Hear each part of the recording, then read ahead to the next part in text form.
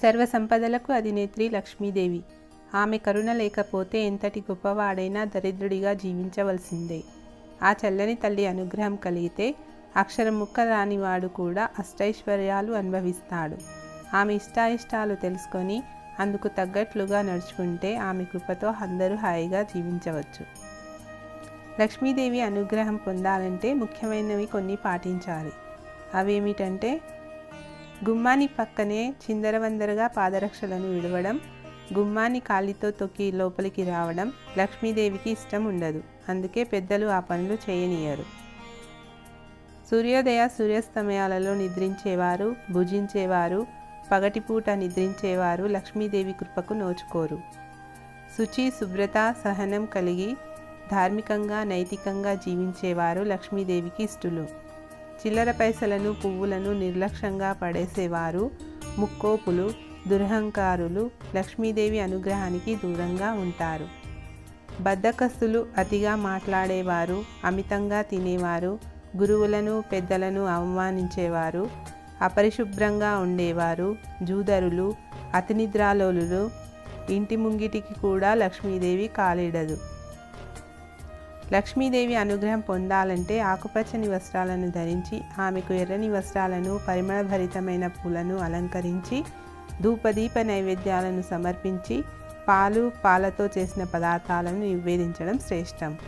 బంగారాన్ని నడుం కింది భాగంలో ధరిస్తే లక్ష్మీదేవిని కించపరిచినట్లే. అందుకే కాళ్ళ పట్టీలు, మెట్టెలు వెండి మాత్రమే ధరించాలి.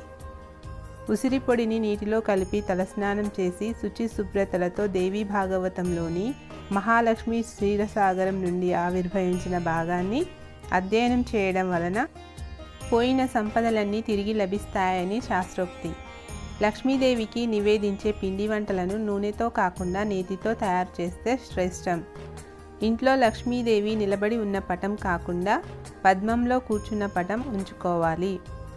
శ్రీ లక్ష్మీ కటాక్షం కోసం సూర్యోదయానికి ముందుగా లేచి ఇంటికి వెనుకవైపు గల తలుపును తీసిపెట్టాలి. వెనుక గది తలుపులను తీసాకే ఇంటి సింహద్వార తలుపులు తెరవాలి. మంగళ, శుక్రవారాల్లో పంచముఖ దీపాలను వెలిగించాలి. ఇంటికి వచ్చే ముత్తైదువులకు పసుపు, కుంకుమ, తాగేందుకు నీరు తప్పకుండా ఇవ్వాలి. పసుపు కొమ్ములను ముత్తైదువులకు ఇవ్వడం ద్వారా పూర్వజన్మల్లో చేసిన పాపాలు హరింపబడతాయని, కుటుంబంలో సుఖ సంతోషాలు వెల్లివిరుస్తాయని పురాణాల్లో వివరించబడినది. అలాగే పౌర్ణమి రోజున సాయంత్రం స్నానం చేసి సత్యనారాయణ స్వామిని తులసితో అర్చించి పాలతో చేసిన పాయసం, పళ్ళతో నైవేద్యం సమర్పించాలి. ఈ పూజ అయిన తర్వాతే రాత్రి భోజనం తీసుకోవాలి.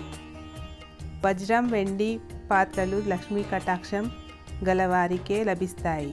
ముఖ్యంగా వెండి సామాన్లు, వెండి పాత్రలను ఇతరులకు బహుమతిగా ఇవ్వకూడదు. ఇంట్లో ఉన్న వెండి పాత్రలను తన సంతానానికి కూడా ఇవ్వకూడదని శాస్త్రవచనం.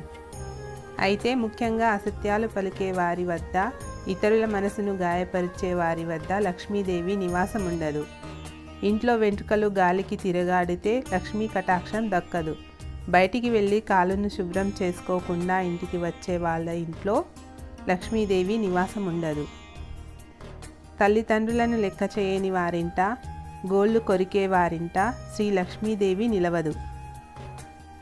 ఎవరి ఇంట్లో ప్రతిరోజు శ్రీయంత్రాన్ని పూజిస్తారో అక్కడ లక్ష్మీదేవి నివసిస్తుంది. తులసి, అరటి, ఉసిరి చెట్ల దగ్గర ప్రతిరోజు స్వచ్ఛమైన నెయ్యి దీపం వెలిగించిన ఇంట్లో లక్ష్మీదేవి అనుగ్రహం కురిపిస్తుంది. ఇలా చేయడం వలన ఆ ఇంటి యజమానికి ఎప్పుడూ డబ్బు కొరత ఉండదు. ఇంటి పరిశుభ్రత కూడా చాలా ముఖ్యం. ఎక్కడ పరిశుభ్రత ఉంటుందో అక్కడ లక్ష్మీదేవి నివసిస్తుందని నమ్ముతారు. శ్రీ లక్ష్మి క్షమాగుణం, శాంతగుణం అనే ఆ 2 గుణాల్లో ఉంటుంది. ఈ 2 గుణాలు ఉన్నవారిని లక్ష్మీదేవి సదా అనుగ్రహిస్తుంది.